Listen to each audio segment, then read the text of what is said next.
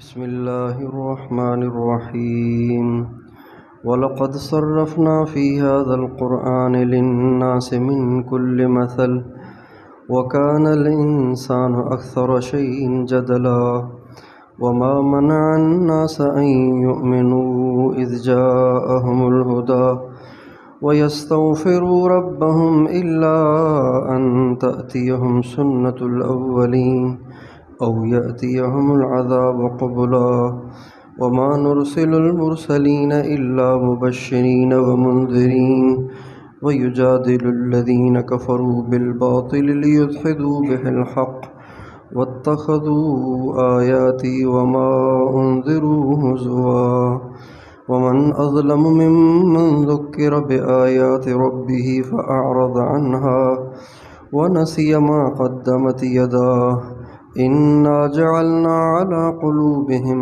أكنة أن يفقهوا وفي آذانهم وقرا وإن تدعهم إلى الهدى فلن يهتدوا إذن أبدا وربك الغفور ذو الرحمة لو يؤاخذهم بما كسبوا لعجل لهم العذاب بل لهم موعد لن يجدوا من دونه موئلا وتلك القرى أهلكناهم لما ظلموا وجعلنا لمهلكهم موعدا۔ پیچھے بات چل رہی تھی دنیا کی محبت کی۔ دنیا کی محبت بڑی گندی چیز ہے۔ انسان جب دنیا سے محبت کرنے لگتا ہے تو وہ کسی کام کا نہیں رہتا، بیکار ہو جاتا ہے۔ اللہ تعالیٰ نے حب جاہ اور حب مال کو زائل کرنے، ختم کرنے اور اس سے پاک ہونے کا ہمیں طریقہ بتایا کہ ایک تو ہم دنیا کی حقیقت پہ غور کریں اور قیامت کا استحضار رکھیں، قیامت کے مناظر اپنی نگاہوں کے سامنے رکھیں۔ یہ چیزیں انسان کے سامنے ہوں تو پھر دنیا سے دل انسان کا کبھی بھی لگتا نہیں ہے۔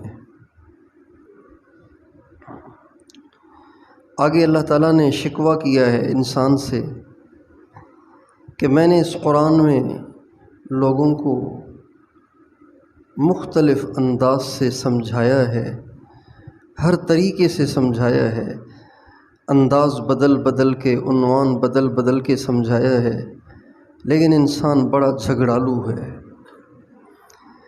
سب سے زیادہ سمجھانا انسان کو مشکل ہے،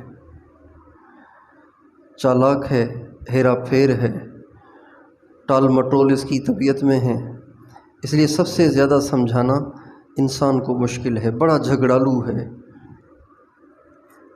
ساری دنیا کی جو مخلوق ہے وہ تو اللہ کے اشارے پہ چلتی ہے۔ وَلَهُ أَسْلَمَ مَنْ فِي السَّمَاوَاتِ۔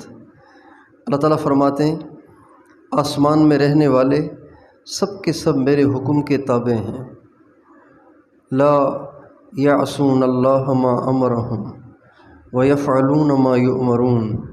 کبھی بھی اللہ کی نافرمانی نہیں کرتے، جو ان سے کہا جائے وہ سب کچھ کر لیتے ہیں۔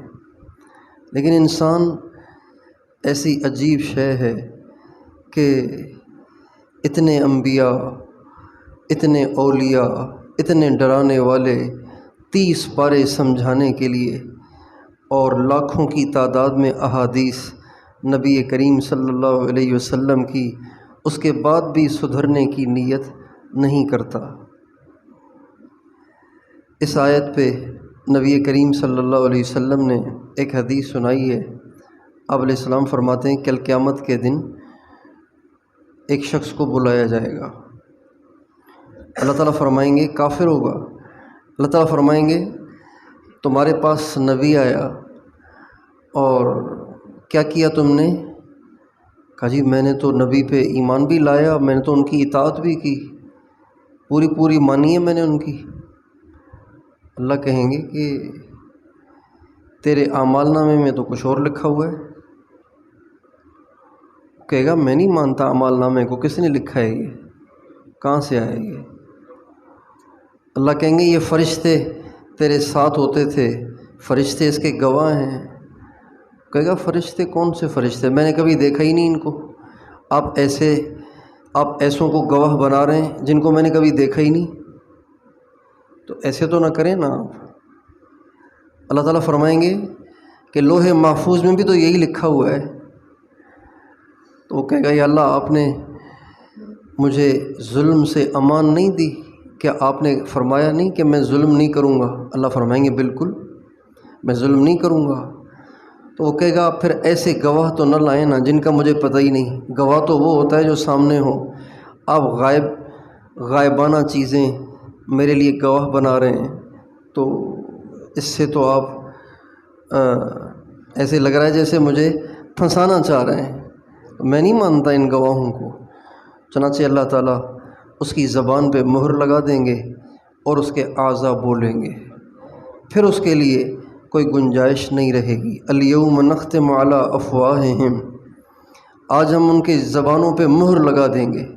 وتکلمنا ایدیہم، ان کے ہاتھ بولیں گے۔ وتشہد ارجلہم بما کانوا یکسبون، اور ان کی ٹانگیں، ان کی رانیں، ان کے پاؤں گواہی دیں گے کہ کیا کیا برائیاں کی ہیں۔ جب وہ جسم کے اعضاء بولیں گے نا تو اس وقت پھر وہ پریشان ہوگا اور جان چھڑانے کی کوئی سبیل اسے نظر نہیں آئے گی۔ جب یہ سارے اعضاء گواہی دے چکیں گے اور اللہ تعالیٰ اس کی زبان سے مہر ہٹائیں گے تو وہ کہے گا کہ تمہارا ستیہ ناس ہو جائے، تمہاری لذت کے لیے تو میں سارے گناہ کرتا تھا، آج تمہیں نے میرے لیے میرے خلاف گواہی دے دی اور تم کیسے بول پڑے، تم تو پہلے کبھی نہیں بولتے تھے۔ تو وہ اعضاء کہیں گے انطقنا اللہ الذی انطق کل شیء، آج اس ذات نے ہمیں بولنے کی قوت عطا فرمائی ہے جو ہر چیز کو بلوا سکتا ہے، لہٰذا ہمارے لیے اب خاموشی کی گنجائش نہیں تھی۔ تو انسان کو سمجھانا کتنا مشکل ہے، انسان کتنا ہوشیار ہے، کتنا چالاک ہے۔ اللہ تعالیٰ فرماتے ہیں ہر طریقے سے ہم نے اس قرآن میں لوگوں کو سمجھایا ہے لیکن لوگ بڑے جھگڑالو ہیں۔ پھر آگے فرماتے ہیں اصل میں بات یہ ہے کہ یہ لوگ ایمان کیوں نہیں لا رہے؟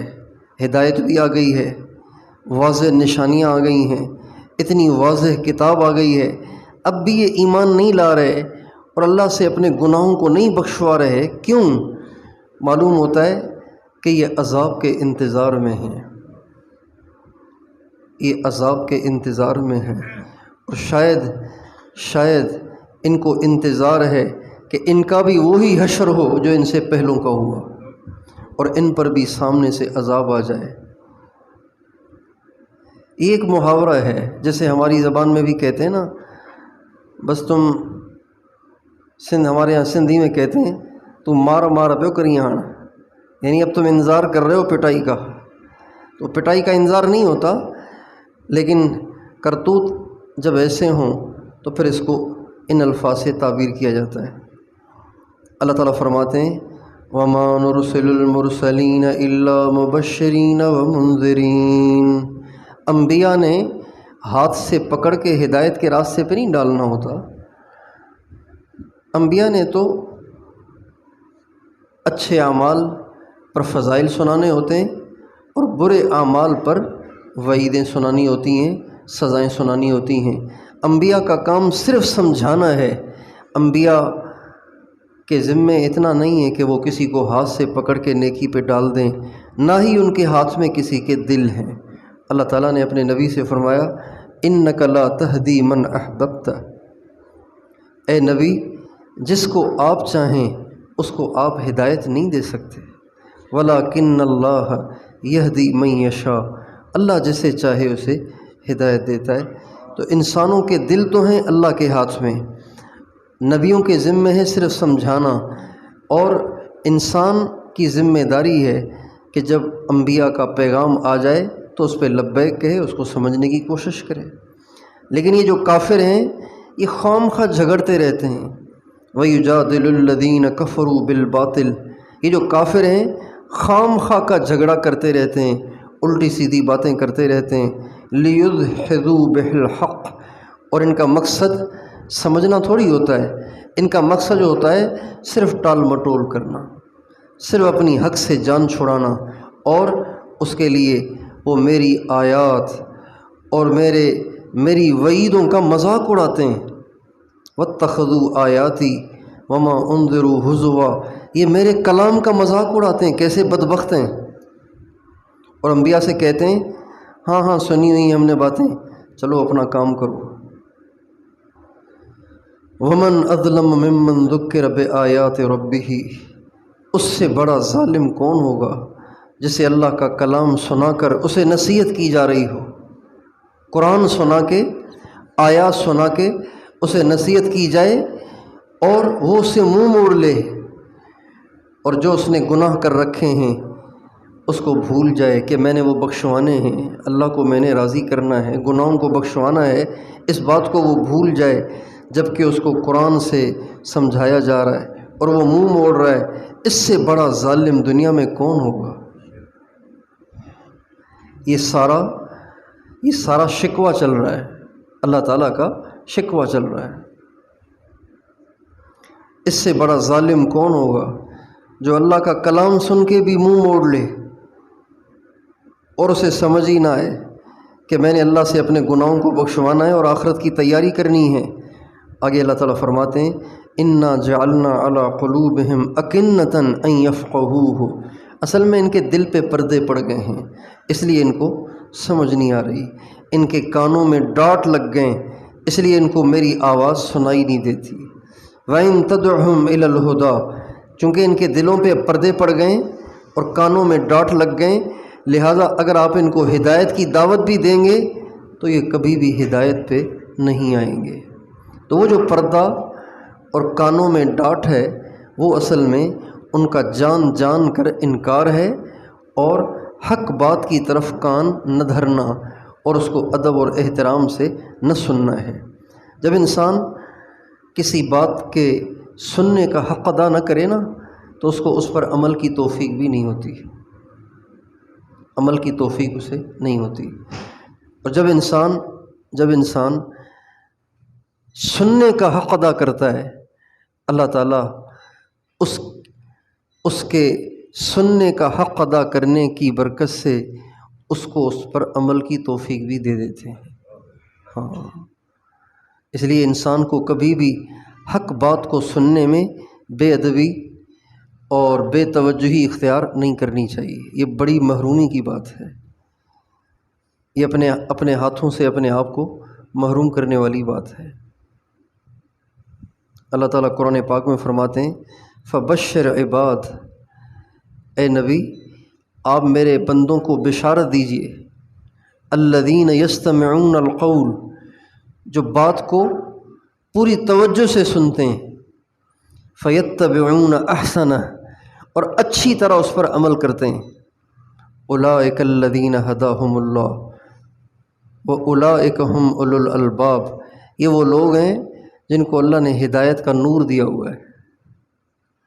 تو اس لیے ہمیشہ حق بات کے سننے میں بے توجہی سے اور بے ادبی سے بچنا چاہیے۔ یہاں سوال پیدا ہوتا ہے کہ جب یہ ایسے ہیں کہ ان کو ہدایت پہ آنا ہی نہیں ہے اور ان کے دلوں پہ پردے ہیں، ان کے کانوں میں ڈاٹ ہیں، تو پھر ان کی پکڑ کیوں نہیں ہوتی؟ ان کو پکڑ کے ایک طرف کر دیا جائے۔ اللہ تعالیٰ فرماتے ہیں وَرَبُّكَ الْغَفُورُ ذُو الرَّحْمَةِ، تیرا جو پروردگار ہے نا وہ بڑا بخشنے والا ہے، وہ بندے کو موقع دیتا ہے کہ شاید توبہ کر لے، شاید جھک جائے، شاید اس کے دل میں کچھ نرمی پیدا ہو جائے۔ تیرا رب بڑا بخشنے والا، بڑی رحمت والا ہے۔ لو یؤاخذہم بما کسبوا، اگر لوگوں کو ان کے کرتوتوں کی وجہ سے پکڑ لے تو پھر تو عذاب جلدی آ جائے گا، لیکن اس کی سنت یہ نہیں ہے، اس کا ضابطہ یہ نہیں ہے۔ بل لہم موعد لن یجدوا من دونہ موئلا، ان کا ایک وقت مقرر ہے، بس اسی پہ پکڑ آئے گی، اس کے علاوہ نہیں آئے گی۔ یہ اللہ کا نظام ہے، لیکن جب وہ آئے گی تو پھر وہ پناہ گاہ نہیں پائیں گے۔ جب اللہ تعالیٰ کی طرف سے پکڑے جانے کا وقت آ جائے گا تو پھر یہ کوئی پناہ گاہ نہیں پائیں گے۔ وَتِلْكَ الْقُرَىٰ أَهْلَكْنَاهُمْ لَمَّا ظَلَمُوا، یہ وہ بستیاں ہیں جن کو ہم نے ہلاک کیا اس وقت جب یہ ظالم ہوئے۔ بستیوں کو جو اللہ ہلاک کرتا ہے نا، بستیوں کو اللہ ہلاک کرتا ہے، ملیا میٹ کرتا ہے، بے نام و نشان کرتا ہے، اللہ اس کی وجہ بتا رہے ہیں۔ اس کی وجہ یہ نہیں ہوتی کہ ان کے پاس ٹیکنالوجی نہیں ہوتی، ان کے پاس یونیورسٹیاں نہیں ہوتی، اور وہ بے روزگار ہوتے ہیں، اور وہ غریب ہوتے ہیں، اور وہ پڑھے لکھے نہیں ہوتے ہیں۔ نہیں، اللہ فرماتے ہیں بستیوں کو ہم ہلاک کرتے ہیں جب وہ ظالم ہو جاتے ہیں۔ جب وہ کیا ہو جاتے ہیں؟ بستیوں کی ہلاکت کا، بستیوں کے ملیا میٹ ہو جانے کا جو سب سے بڑا سبب ہے وہ ظلم ہے۔ جہاں ظلم ہوگا وہاں اللہ کا عذاب ضرور آئے گا۔ جس گھر میں ظلم ہوگا اس گھر پہ آئے گا، جس شہر میں ہوگا اس شہر میں آئے گا، جس ملک میں ہوگا اس ملک میں آئے گا، اللہ کا عذاب آئے گا۔ اور اللہ کے عذاب کی چند شکلیں نہیں ہیں، اللہ کے عذاب کی شکلیں بھی لاتعداد ہیں۔ اس کے عذاب کی شکل صرف قوم عاد کی طرح آندھی نہیں ہے، قوم لوط کی طرح علیہ السلام کی طرح پتھروں کی بارش نہیں ہے، بلکہ وما یعلم جنود ربک الا ہو، اللہ کے پکڑنے کے انداز بھی لاتعداد ہیں۔ وجعلنا لمہلکہم موعدا، اور ان کی ہلاکت کا اللہ تعالیٰ نے ایک وقت مقرر کر لیا ہے۔ تو ان ساری آیات میں ایک تو اللہ تعالیٰ نے شکوہ کیا ہے کہ بندے قرآن میں غور نہیں کرتے، آیات میں غور نہیں کرتے، آیات سے بے توجہی اختیار کرتے ہیں۔ تو اس سے ہمیں یہ سبق لینا چاہیے کہ ہم قرآن میں غور کریں، قرآن کو سمجھیں، اور اللہ تعالیٰ کی منشا کو علماء سے سیکھیں اور اس کے مطابق زندگی گزاریں۔ اللہ تعالیٰ توفیق۔